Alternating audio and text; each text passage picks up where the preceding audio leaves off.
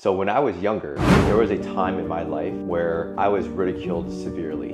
I was somebody that was extremely obese, and I got probably one of the harshest texts that I've ever gotten in my life, and it came from my mom. And she said to me that, your dad has stage 4 colon cancer.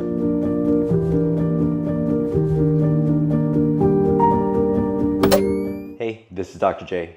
I wanted to share 4 key concepts that I learned that are life lessons that have absolutely transformed and elevated my health, especially as a busy parent. And so number 4, one of my life lessons, one of the hardest times I've ever had in my life, I wanted to share with you at the end, so definitely stick around. The very first concept I want to go through is using my fault as my fire. So when I was younger, there was a time in my life where I was ridiculed severely. And this is because growing up, I got a lot of things that I wanted. I was somebody that was extremely obese because I had everything given to me. And at that moment, during the times where I was eating a lot and I was playing video games, there was a lot of just great things about life in terms of just enjoying the things that my father and my mother gave to me. And in that aspect, though, it kind of bit me in the butt when I went to school, because a lot of people saw me as this person that got the things that they wanted because their dad knew the coach on the basketball team. So there was just a lot of ridicule and a lot of harsh words that in growing up. In fact, one of the things that really hit me hard was when some of my good friends actually started making fun of me as well. And so there was a lot of times where I would just leave myself isolated in the bathroom eating my lunch. And they were really dark times at that moment where it really kind of lit a fire under my ass. And so at that time, I was like, hey, well, I can either feel bad about myself or I can have kind of a naysayer mentality. I'm going to prove you guys wrong. And so when I was younger, I actually started opening up an encyclopedia at the age of 11, given that there was just so much torment and ridicule in my life that I was willing to do anything and everything in order to get myself out of that situation. So that's when I actually started my health and fitness journey, where I started learning from an encyclopedia about nutrition, exercise, how to strength train effectively. And so I actually started to literally start walking home from school. I started to get more steps in. I started to jog.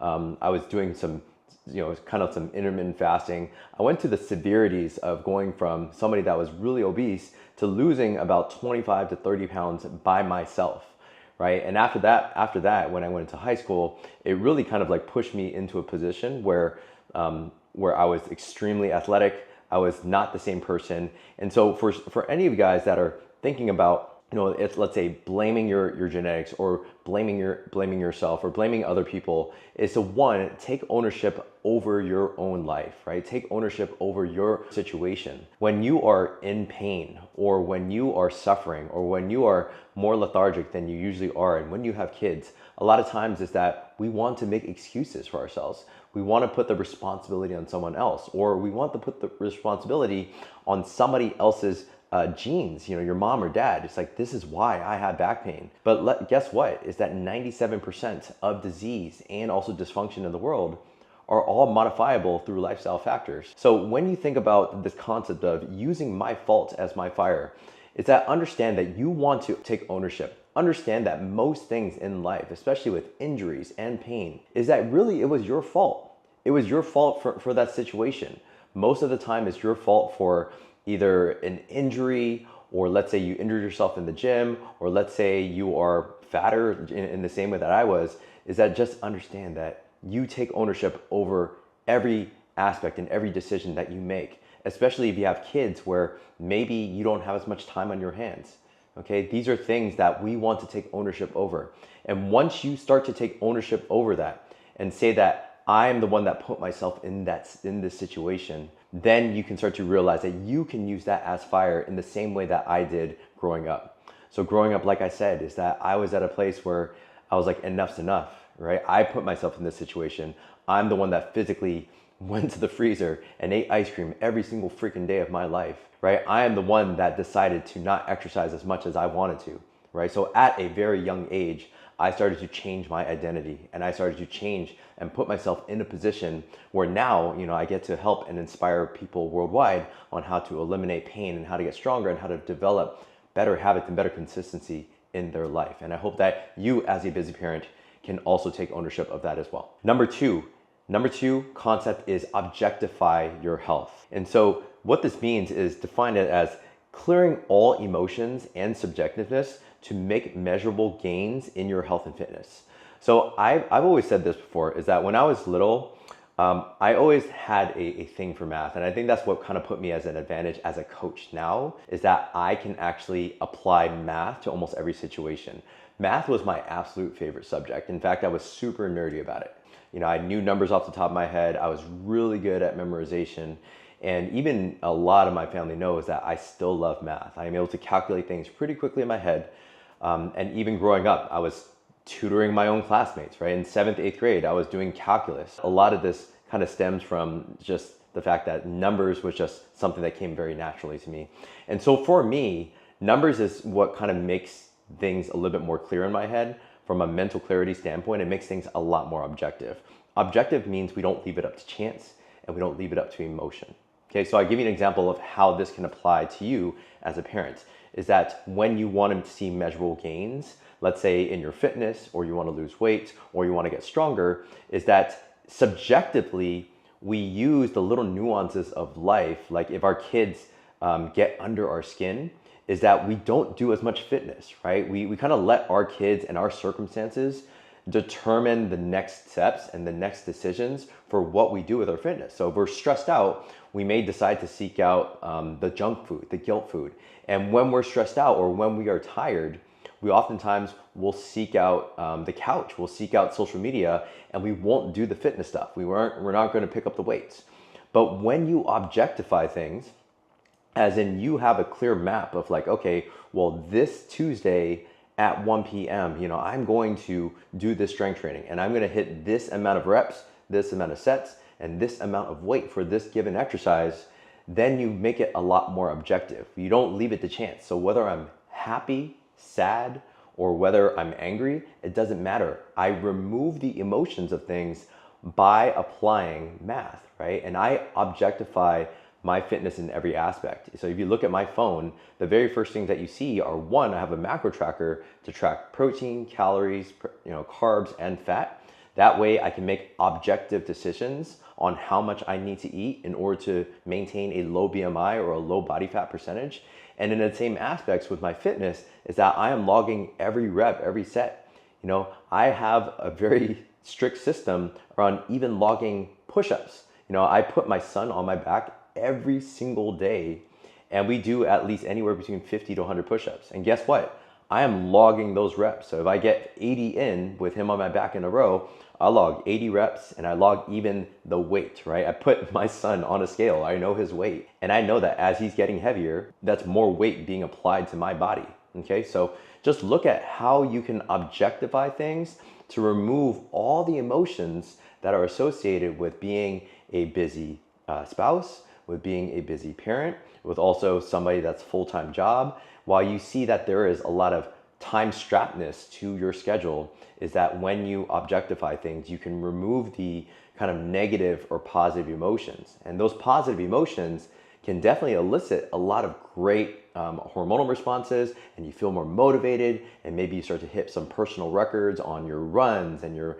weight training, right? And you feel better. But what about the days that you're feeling negative? You're a negative Nancy. Those are the days where oftentimes we want to keep things more objective rather than elicit so much negative emotions that it impairs our decision making, it impairs our self-control and our impulse, and oftentimes we want to eat more and work out and move less. And so we want to objectify that as much as humanly possible. And so if you're interested in thinking more about that, think about apps, think about how apps and calendars and scheduling things out. Those are the things that you can really make objective. So one of my favorite quotes that I always give to my clients is what can't be measured can't be managed. Okay, so if you want to have measurable health goals, that's why we have blood lipid panels. That's why we measure our blood pressure, because those are objective measures of our health and fitness. So definitely take number 2 into account, which is objectify your health, especially as a busy parent. So concept number 3 is replace I can't with how can I. Okay, let me say that again. Replace I can't with how can I. So Let me tell you an example. So one of the darkest times in my life was when I first started my business. 2017, 2019, I was working at a large corporate clinic called Kaiser. And Kaiser was somewhere where I thought that I would grow, I'd blossom as a physical therapist. They paid me well. So I thought that that was going to be my apparent dream come true job. And so for me, I started to realize that it simply wasn't. I didn't like the type of PT I was becoming. I was surrounded by a couple therapists that were quite apathetic. And I was like, you know what, some of these people, I loved my job, I loved my manager, I loved my boss, but sometimes I wasn't surrounded by the right people. I didn't feel like there were people that were as empathic as I was as a practitioner. And there were some people that were causing fear mongering and, telling people, you can't do this, right? It's like, you have a knee replacement, so you shouldn't run the rest of your life, right? And I didn't like that. I didn't like hearing that on a daily basis. So I started my business, obviously, took a huge leap in 2019 and 2020. But at that moment, as you guys know, the pandemic happened. So me starting my kind of in-person / online business, it was extremely tough. And I do remember times of just like crying myself to sleep.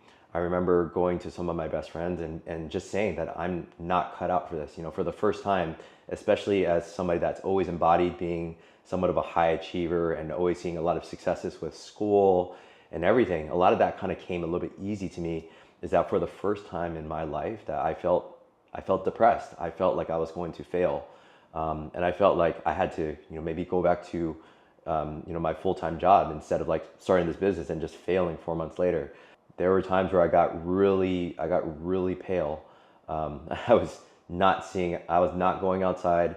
I would literally wake up every single day in my small 900-foot condo with my wife. And she knew this too, is that every day I would just wake up, go to my computer, which was like 5 feet away from my bed. And I would just slave away, going from 7 a.m. all the way to 10 p.m. Just not really knowing how to run a business, but simply saying like, I gotta hustle. But I was doing that so much that I was getting pale, my health was going down the drain. I lost 15 pounds uncontrollably. And I was at a really dark place where I said to myself, like, there were times where, like, if I'm okay not living because of how much stress and how much torment I was putting myself through, I was like, I was relatively okay with that. There was really a stage where I didn't like myself. And so for me, there was a lot of people that wanted to support me. My sister, who was a good mentor in terms of business. My best friend, who was like, you can push through. I know how passionate you are about physical therapy and helping people transform their health and get rid of pain.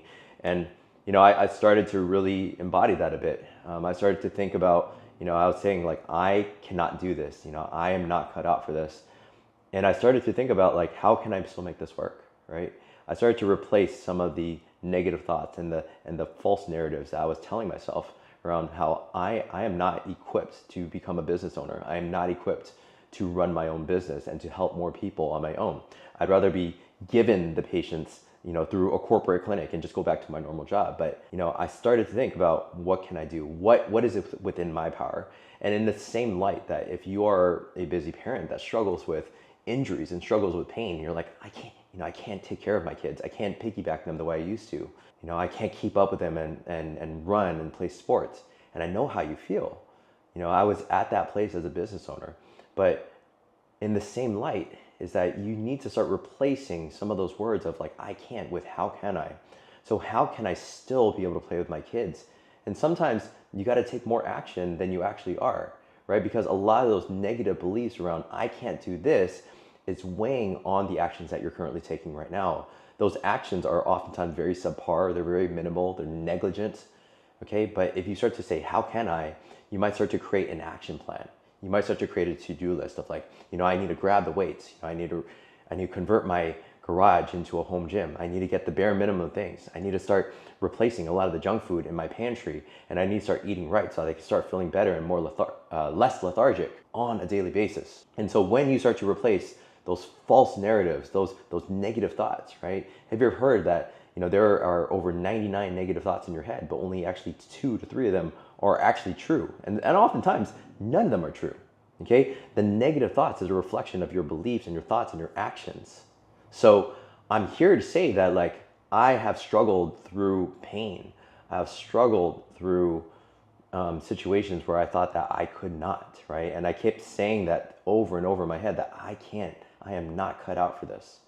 But just to let you know that you truly are, you are well capable, okay? You are worthy, you are resilient, right? You can bounce back from adversity, okay? Keep repeating to yourself that resilience, that resilient mindset is going to start replacing with all the I can'ts with how can I, okay? So just kind of think about my situations, my life lessons of saying that, like, you know, being tormented as a young child and having those scars, having those childhood scars of friends leaving you and saying that you can't, okay? All that, right? Okay, me being a business owner and saying that I can't, I am not fit for this. You know, 6 years later, you know, I'm creating YouTube, right? And I have a blossoming podcast, and I'm helping, you know, hopefully thousands of people worldwide, not just in the San Francisco Bay Area, but around the world. And I have a very thriving business, right? And a very innate passion, you know, for changing people's lives, right? Is that I want you to think in the same exact way, that if I can do it, you can do it as well. So if you're finding any of this helpful, you know, in terms of like, if you are a busy parent, struggling with chronic pain, struggling with dysfunction, struggling with health, okay, and you're finding any of these three concepts so far helpful, and I'm going to allude to the fourth one in just a bit, okay, definitely leave a like, go ahead and subscribe and comment. Let me know which concepts have helped you the most as well, okay, and also subscribe and also share this with other people. I'm sure that hopefully some of this messaging and some of the real truths in my own life can also help you, but can also help others. So I greatly appreciate you helping to also grow my channel, grow the podcast, grow my YouTube, so I can help impact more people's lives. I greatly appreciate it. And also, if you subscribe, then you'll also be tuning into some weekly content that will be put out, again, on a every week basis. So number four, probably the most important one in my life, is number four concept is let love reshape your identity. Okay, let love reshape your identity. So one of the darkest times in my life was freshman year of college. Went to UC Davis, declared actually my major as math. Like I said, math was something that is the number two concept, objectifying. And so those are great. My freshman year, the first few months was absolutely great. You know, I met some great people. I was working out a ton. I had a friend that just went to the gym with me pretty much 3 to 5 hours a week. You know who you are. And I remember there was just one morning we usually do our 7 a.m. workout with my friend. We usually go to the gym. There's usually nobody at the basketball courts. And I remember I was just checking my texts. And I got probably one of the harshest texts that I've ever gotten in my life. And it came from my mom. And she said to me that, you know, your dad has stage 4 colon cancer, you know, and they said that he may only have 6 months to live.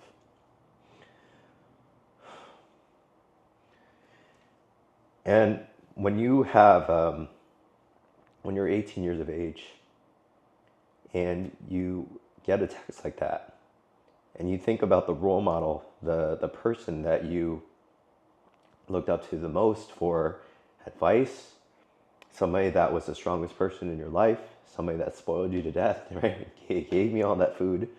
You know, you think to yourself that, wow, like, why me? Why is this happening to me?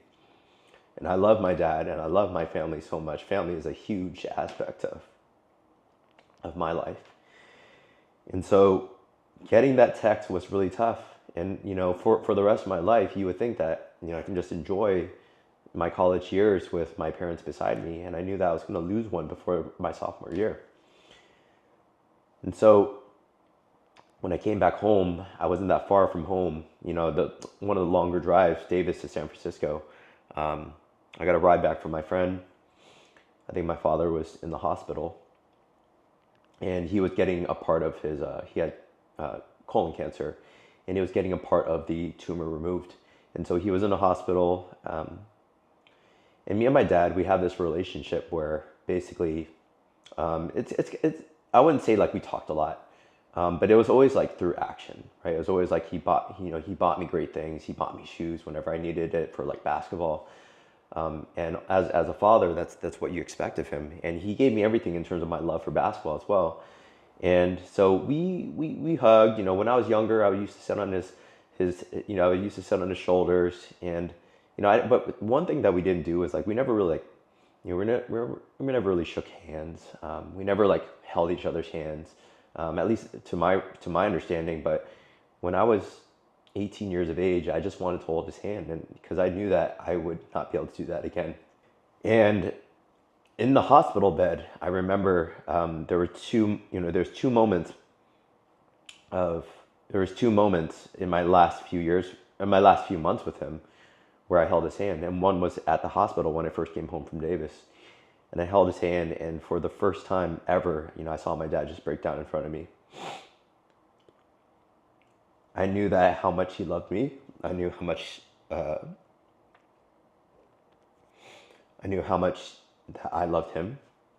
And so at that moment, it was just like an unsaid thing. It was like, I love you. And, whether I'm going to, I can kind of see in his head, he's like, I want to be here for as long as I can with you. And so when I was holding his hand, I could tell that he was in pain because he loves his family so much.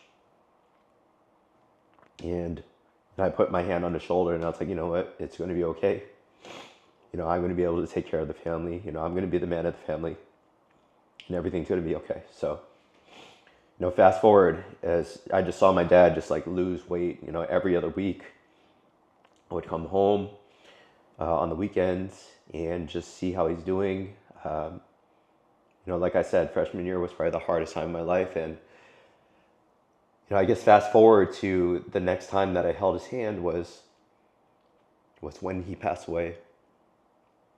April 7th, 2008, where you can tell how much he meant to the community.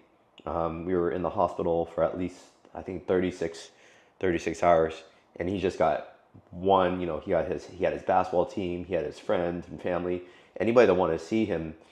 He couldn't speak back, he had his eyes open, but he meant a lot. He had a legacy here, and he really spurred on, a movement of so many people that he's impacted, and I saw that, and I guess the last people that were to leave the room was like, my sisters, and then me as well as my mom. Eventually, my sisters, one sister had to go back to her kids. The other sister, I think she had to get ready for work, so it was just me and my mom, at midnight, just kind of holding on to his last breath. And I remember my mom was really, really tired. So my mom, she said, Jay, I'm going to go to sleep. And, if your dad starts to change his breathing or anything like that, I want you to wake me up. So for a good hour, I held my dad's hand. And I held it to his very last breath. And his breathing changed. I woke up my mom because I think it was time. And at those very moments, that was the greatest love that, that I've lost in my own life.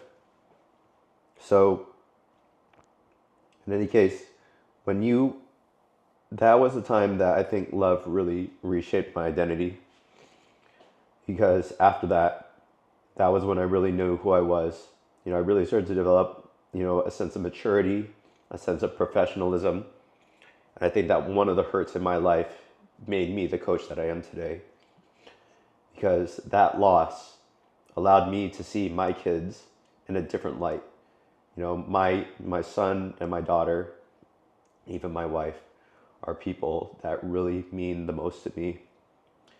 And I think I worked so damn hard on my own health and my own fitness. And I think I try to inspire many other parents worldwide to do exactly the same. And the reason why is because I want parents just like myself to have a second chance. Whether you've let yourself go, or whether you're stuck in pain, or whether you have some sort of dysfunction and you feel like you can't. Okay, just understand that if you let love, the greatest emotion of all, if you can let that spur on such strong actions that it compels you to make the changes that it wants, that it wills you to make the life changes and change your behaviors and to learn a different version that you want to be.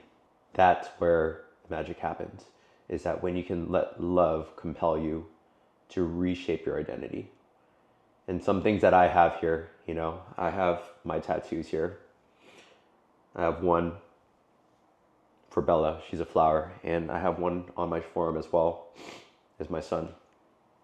And so when I feel lazy, when I feel like I'm not worthy, when I feel like I'm failing in life, when I feel like I'm in my darkest times, I let love compel me to take further actions, and I let love will myself out of those dark times.